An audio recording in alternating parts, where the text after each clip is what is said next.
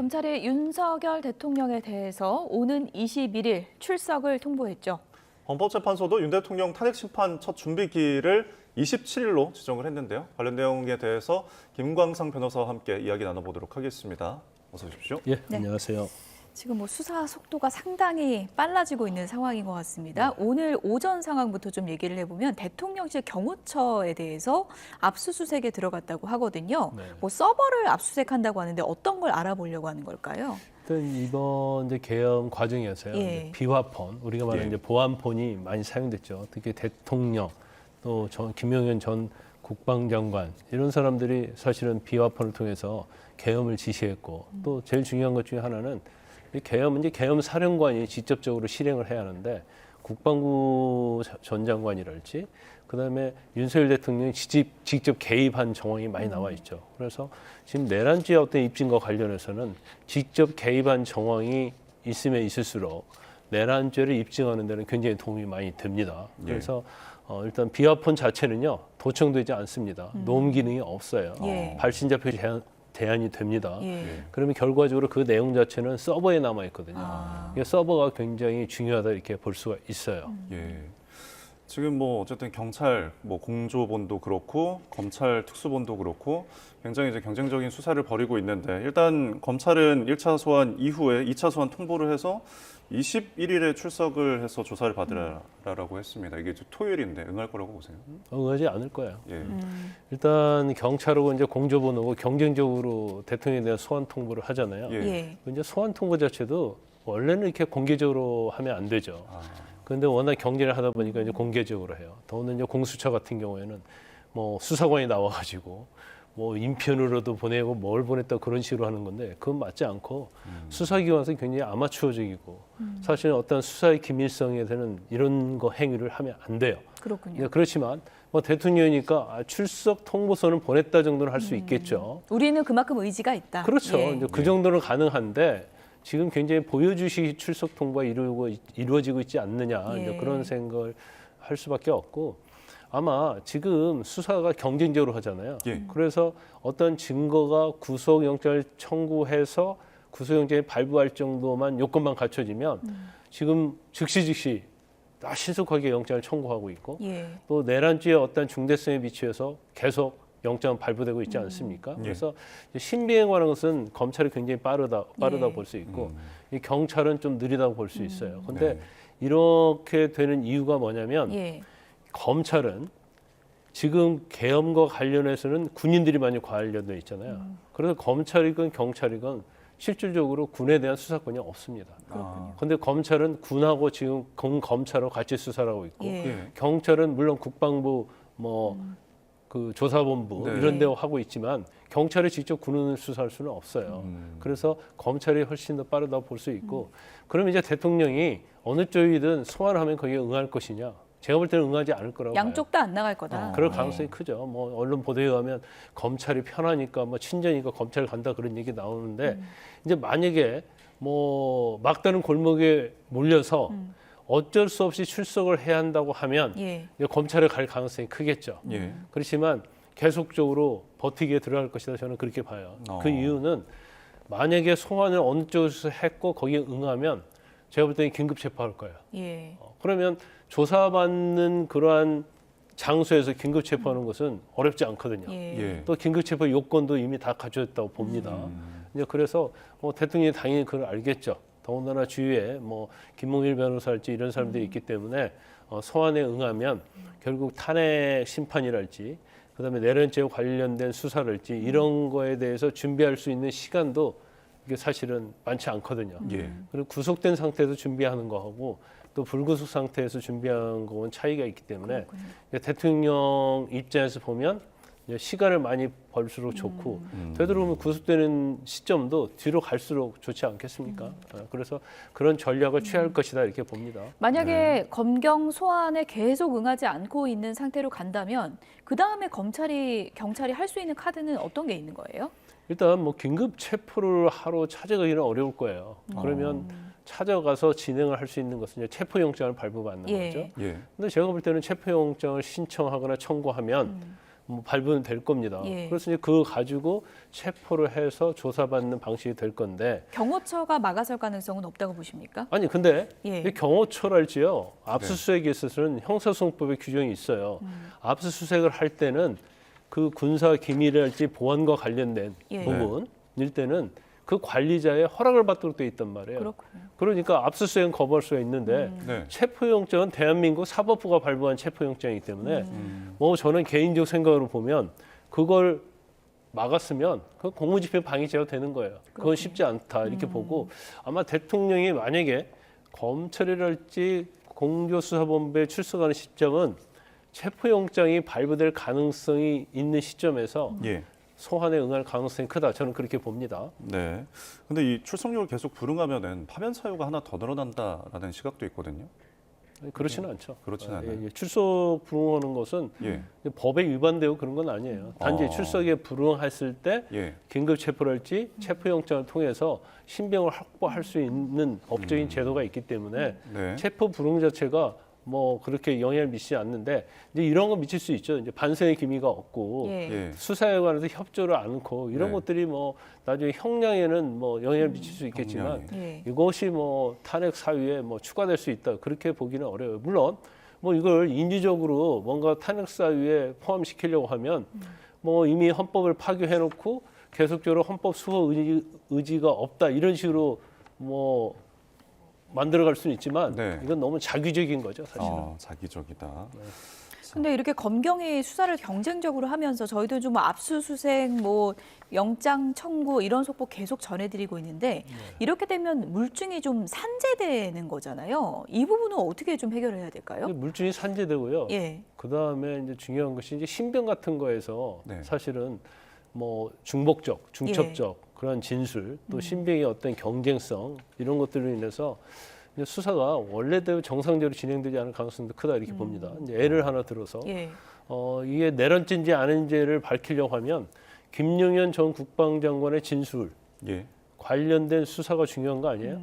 자, 검찰에서 이미 신병 확보했어요. 네. 그러면 검찰이 신병 확보하고 그걸 중심으로 수사를 하면 되는데 예. 지금 경찰에서 공조수사본부에서 수사를 하려고 하면 김용은 전 국방장관의 진술을 들어야 할 거 아니에요. 그렇죠. 그러면 김용은 전 국방장관은 처음에는 검찰에서 다 이 얘기를 했습니다. 예. 네. 두 번째는 진술 거부하고 있잖아요. 예. 자, 경찰에 진술하러 가지 않겠죠. 근데 진술하러 간다고 쳐요. 예. 그러면 검찰에서 했던 얘기를 똑같이 하는 거 아닙니까? 그렇죠. 다른 피의자를 또 마찬가지예요. 그러니까 이게 중복 수사가 될 수 있고 효율성이 상당히 떨어질 그렇죠. 수밖에 없겠군요. 그다음에 예. 어떤 증거를 경찰은 결정적인 증거를 갖고 있어요. 예. 검찰은 안 가지고 있어요. 또 이 반대의 경우가 있을 수 있지 않습니까? 그러면 사실 유죄 입증하는 데는 이 모든 증거가 쓰여야 하는데 이게 이제 분산돼 있다는 거죠. 예. 그래서 지금의 어떤 수사 자체는 굉장히 기형적으로 이루어지고 있다. 근데 이제 문제는 뭐냐면 이 수사를 일원화할 수 있는 강제적 규정이 없어요. 예. 그러니까 어느 쪽에라도 그렇군요. 강요할 수 없고 법적으로 예. 할 수가 없는 상황이 돼버린 거죠. 네. 그래서 우리가 보통 뭐 특검 얘기 많이 하잖아요. 예. 특검 되면 검사 40명 파견하고 이걸 다 인계받아서 하면 된다. 이렇게 얘기를 많이 하시고 예. 언론에서도 그렇게 보도 많이 하지 않습니까? 특검이 꾸려졌을 때는 수사가 아마 마무리 단계일 겁니다. 특검이 할 일이 많이 없을 수가 있다. 그렇죠. 예. 일단 뭐 다 구속해놨잖아요. 예. 그러면 특검은 결국은 재판에 가서 공소 유지밖에 할 수 없는 그렇군요. 그런 일이 생기는 거예요. 예. 예. 자, 좀 헌재 이야기도 좀 해보겠습니다. 일단은 헌재 심판과 관련돼서 윤석열 대통령에게 23일까지 탄핵 심판 답변서 요청을 했는데 네. 앞으로의 절차가 어떤 게 나와 있는 건가요? 일단은 23일까지 답변서 요청한 것은 27일 날 변론 준비 기일이 있잖아요. 예. 근데 변론 준비 기일에 앞서서 일단 심판 청구서를 당사자인 윤 대통령한테 보내고 윤 대통령이 그 심판 청구서를 보고 자기의 주장을 써서 이제 답변서를 내는 거예요. 그러면 그걸 근거로 해서 27일 날 변론 준비 절차를 가는 거거든요. 근데 예. 아마 23일까지 제출하지 않을 가능성이 크다 이렇게 봐요. 제출하지 않을 가능성. 예. 아까 제가 시간과 싸움이고 시간을 되도록이면 뒤로 돌리는 것이 전략적으로 대통령한테 유리하다 생각할 가능성이 크고 또 23일까지 사실은 답변서를 내려고 하면 좀 촉박할 수도 있어요. 예. 그러면 촉박한다랄지 그런 이유를 들어서 답변서를 안 내고 27일 날 변론 준비 절차에 변호사가 갈 가능성이 저는 크다고 이렇게 봐요. 예. 그러면 이제 답변서를 언제 내느냐 굉장히 중요한 거고 또 관련돼서 증거랄지 여러 가지가 과연 이게 정상적으로 이루어질 수 있느냐 어느 한쪽이 됐건 뭐 헌법재판소는 이제 빨리 가고자 하겠죠. 예. 이것이 워낙 이게 중대한 사안이고 그다음에 국정 자체가 이제 운영이 제대로 안 되고 있으니까 하지만 윤 대통령 입장에서 어떻게 하느냐에 따라서 탄핵 심판의 기일이 상당히 길게 갈 수도 있다. 혹자는 이런 얘기를 많이 하고 언론사도 많이 얘기하죠. 예. 박근혜 전 대통령 때는 사건이 복잡하고 굉장히 뭐 범죄 혐의가 많았다. 예. 그런데도 91일 걸렸다 이렇게 얘기를 하잖아요. 네. 근데 그때는요. 박근혜 전 대통령 시에도 거의 포기한 상태였어요. 그래서 아주 대응을 좀 거의 소홀히 하다 했고 적극적인 항변을 하지 않은 상황이었다. 그렇죠. 예. 근데 윤 대통령이 적극적으로 대응을 하게 되면 이 탄핵 심판이 민주당에서 생각한 것처럼 그 시간에 끝난다는 그런 보장은 없는 거예요. 예. 일단 지금은 6인 체제고 오늘 또 정치권에서 큰 쟁점이 됐던 부분이 권성동 국민의힘 당대표 권한대행이 한덕수 대행이 헌법재판관을 임명할 수 없다. 박근혜 전 대통령 당시에도 박근혜 전 대통령 탄핵이 인용된 이후에 임명했다. 이렇게 주장을 했거든요. 그건 어떻게 네. 보세요? 근데 저 말은 일부는 맞고 일부는 틀리죠. 일단 박근혜 전 대통령 탄핵 때 사실 이제 탄핵 중에 대통령이 추천하는 그런 헌법재판관에 대해서는 임명을 하려고 그랬어요. 예. 예. 그럼 결국 박근혜 전 대통령에게 유리하게 갈 것 같으니까 민주당이 반대를 한 거죠. 예. 네. 그 임명을 못했죠. 예. 그 이후에는 임명을 했어요. 근데 그 임명한 헌법재판관이 제가 기억으로는 대법원장이 추천한 사람이었단 예, 말이에요. 대법원장 몫이었습니다. 그렇죠. 예. 대법원장 몫이었기 때문에 뭐 앞에는 대통령이 임명이 있기 때문에 이건 대통령의 고유권하니까 임명할 수 없지만 저희 타임라인 그래픽을 좀 보여주시면 이해가 좀 편하게 네. 될 것 같은데요.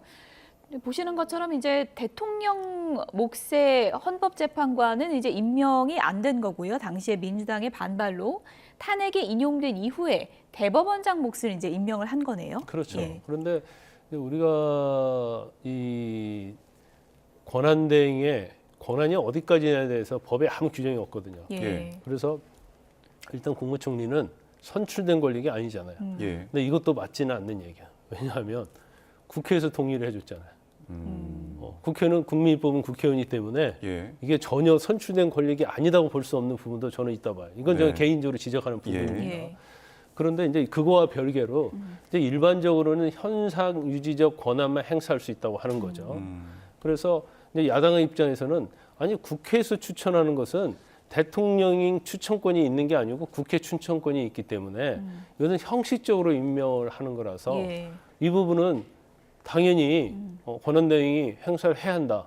근데 이 말도 사실은 틀린 말은 아니다고 저는 보거든요. 예. 그런데 또 한 가지, 자, 현상 유지적이라는 의미가 뭔지를 봐야 한다는 거죠. 현상 유지적이라는 것은 기존에 있던 제도를 바꾸지 않는 거예요. 예. 그럼 지금 6인 체제잖아요. 예. 예. 그럼 6인 체제를 그대로 유지하는 게 현상 유지 아닙니까? 해석을 하자면 그렇죠. 그래서 여러 이게 시각이 있을 수 있겠네요. 당리 현상 유지라는 당락에 의미. 따라서 예. 이게 달라질 수 있다는 거죠. 예. 근데 이제 가장 왜 이게 더 문제가 되냐면 예. 지금 국회에서 이제까지 3명 임명하지 않고 계속 미뤄왔잖아요. 네. 이것도 이제 당리 당락적인 거거든요. 왜냐하면 국민 3명 중에서 2명은 국회 권한에서 국민의힘은 우리가 2명 임명할 권한이 있다고 하고 민주당은 또 자기들이 2명 임명할 권한이 있다고 하면서 이게 협의가 안 된 시간이 상황이었어요. 좀 지연됐죠. 이제 네. 협의가 예. 됐지만 예. 그리고 협의가 돼서 민주당이 2명 권한이 있다 하더라도 이제 비상계엄이라는 상태, 탄핵의 시대가 도래를 해버린 거죠. 예. 그러니까 이제 한 명이 굉장히 중요하게 된 거예요. 그래서 이것은 사실은 지금 권한대행이 판단할 문제다. 그리고 권한대행이 판단할 문제인데 권한대행이 만약에 임명을 안고 있으면 6.15 가겠죠. 예. 예. 그러면 그러니까 이거는 헌재에서 해석해주고 이런 문제가 아니고 권한대행이 해석하는 거니까. 그렇죠. 예. 그러면 이제 민주당에서 뭐 탄핵 얘기를 꺼내는데 제가 볼 때는 민주당이 탄핵할 수 없을 거예요. 왜냐하면 이건 엄청난 부담이 되고 네. 그렇게 되면 더 임명이 뒤로 미뤄지거든요. 아, 그래서 제가 뭐 방송에 나와서 여러 번 얘기했는데 이제 탄핵이 좀 빨리 되고 예. 예. 일단 헌법재판소에 정상으로 가야 하는 건 맞잖아요. 예. 네. 그러면 당리당락 갖고 싸우지 말고 예.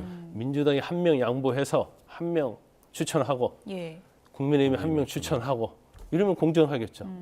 정치는 타협이잖아요. 예. 대화와 양보 아닙니까? 그래서 제가 볼 때는 뭐 저는 그런 제안을 드리고 싶어요. 어쨌든 지금 이 혼란의 결정권은 한덕수 대행에게 있는 거다. 지금 상황은 네, 이렇게 볼 수 있는 맞습니다. 거겠군요.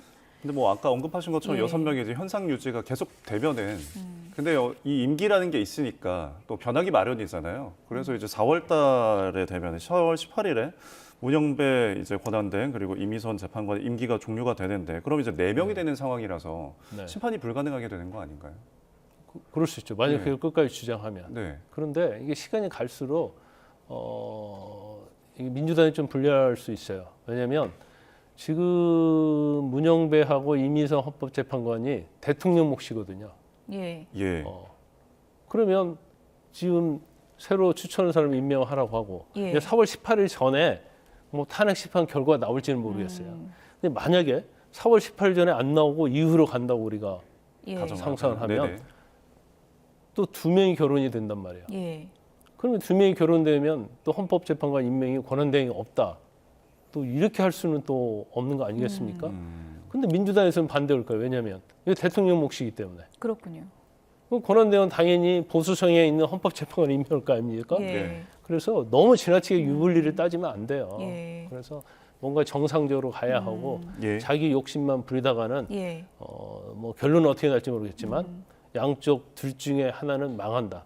꼭 한쪽이 망한다는 그런 확실성은 없어요. 예. 어쨌든 지금 권한대행의 그런 권한에 대해서 지금 여야가 계속 좀 논쟁을 이어갈 것 같다 이런 생각은 드는데 윤석열 대통령이 뭐 적극적으로 변론하겠다 헌재 나가서 이거 생중계해달라 이런 입장을 밝힌 걸로 알려지고 있는데 일단 헌재에서는 생중계는 하지 않는 쪽으로 지금 방향이 정해지는 것 같죠? 근데 지금은 안 된다고 예. 하는데 예. 나중에 할 수도 있어요. 우리가 물론 뭐 이번에 그 주심에 대해서는 공개하지 않는다고 했지만 예. 결국 뭐 공개적으로 공개는 안 했지만 다 알려지긴 다뭐 했죠. 정영식 언론을 통해서. 예. 재판관이 됐다는 거 다 알고 있잖아요. 근데 예. 저는 뭐 개인적으로 볼 때는 생중계하는 게 맞다고 봐요. 어떤 면에서 그렇게 일단 생각하십니까? 국민은 알 권리가 있죠. 예. 예. 그리고 지금의 어떤 상황 자체는 뭐 저도 마찬가지고 저도 뭐 탄핵에 대한다는 입장에 취했던 사람 중에 하나인데 예. 뭐 반론도 좀 들어볼 필요가 있지 않을까요? 예. 그래서 반론이 있다 하더라도 뭐 비상계엄이 합리화되지 않겠죠. 그런다고 헌법 법률 위반이 아니다고 주장은 하겠지만 제가 볼 때는 받아들일 가능성은 많지 않다. 하지만 뭐 대통령도 인권이 있는 거고 예. 대통령도 국민에게 호소할 수 있는 권리가 있는 거고 대통령 입장에서는 이제까지 나간 내용이 자기한테 불리한 것만 나갔다 이렇게 또 생각할 수도 있어요. 예. 그러면 뭐 제가 볼 때는 이 거대한 어떻게 보면 한국 역사상에 있어서 엄청난 사건인데 뭐 생중계하는 것도 제가 볼 때는 뭐 나쁘지 않다 이렇게 봅니다. 예. 예, 알겠습니다. 저희 끝으로 뭐 이재명 이 재판과 관련된 이야기도 좀 해보겠습니다. 지금 재판 지원 전략에 대한 우려가 나오고 있는데 일단은 대북 송금 재판에 대해서 법관 기피를 이제 신청을 했고 법원에서 받아들여졌어요. 뭐 앞으로 그럼 재판이 어느 정도 좀 지연이 계속 되는 건가요? 그래서 이제 법관 개입 신청을 하면 이게 재판 지연 목적이면 이거 다른 재판부에서 판단하지 않습니다. 예. 그런데 재판 지연 목적이 나고 이렇게 뭐 사법부에서는 판단을 하면서 바로 재판을 갖고 가기에는 좀 부담이 있을 거예요. 그래서 이걸 이제 1심, 2심, 3심 해가지고 예. 이거에 대해서 판단할 수 있도록 하는 절차를 취하는 것 같아요. 한 몇 달이 지날 수 뭐 있는 한 2, 건가요? 3개월 정도 예, 2, 3개월 시간이 정도. 소요되기 때문에 어떻게 보면 이재명 대표 측에서는 시간을 좀 벌 수 있는 그러한 뭐 법적인 절차다 이렇게 봅니다. 선거법 사건에 대해서는 서울고법이 오늘 공시송달을 결정했다라고 하던데 이 공시송달이 어떤 거예요? 제가 볼 땐 저 공시송달이 적법한지는 모르겠어요. 물론 예. 이제 법원에서 알아서 하겠죠. 네. 그런데 원래 이제 공시송달 요건이 피고인의 현재 지금 있는 데 아닙니까? 뭐 주거지, 그다음에 뭐 사무실 예. 이런 거에 파악이 안 될 때 하는데 지금 이재명 대표는 뭐 주거지랄지, 예. 그다음에 뭐 국회 당대표실도 있고요. 또 당사도 있잖아요. 근데 계속 접수가 안 되니까 이런 결정이 나온 그래서 거예요. 이제 2번 정도 예. 했다는데 예. 아마 이것도 제가 볼 때는 뭐 그냥 객관적 입장에서 봐도 뭐 소송 지연 목적이다 이렇게 볼 수가 있죠. 그런데 예. 이제 공시송달보다는 모르겠어요. 이제 법원에서 어떻게 판단하는지 모르겠지만 예. 일반적으로는 국선 변호인을 선임을 해주죠. 그래서 아. 국선 변호인에게 송달을 하는 건데 네. 지금 2번 송달했는데 안 받았다는 거 아닙니까? 예. 그건 제가 볼 때는 뭐 뭔가 재판의 지연 전략이 분명히 있다고 보는데 그러면 공시송달 이후에 얼마가 지나서 뭐한 2주 정도 걸릴 거예요? 거예요. 2주 그래요? 정도. 네, 소송 기록을 받는 걸 보니까 예. 지금 탄핵 심판과 관련해서 이게 하루 이틀, 일주, 2주가 엄청 중요한 거 아닙니까? 네. 그럼 이재명 대표 입장에서 보면 불가피하게 경우에 따라서 물론 비판을 받을 여지는 많이 있지만 예. 그게 중요한 게 아니고 이제 본인의 정치의 생명과 관련이 있기 때문에 그렇죠. 할 수 있는 이제 모든 수단을 동원하고 있다 이렇게 볼 수 있을 것 같아요. 네. 어쨌든 탄핵 심판도 이재명 대표 재판도 앞으로 많은 변수가 남아 있는 건 분명한 것 같습니다. 지금까지 김광삼 변호사였습니다. 고맙습니다. 고맙습니다.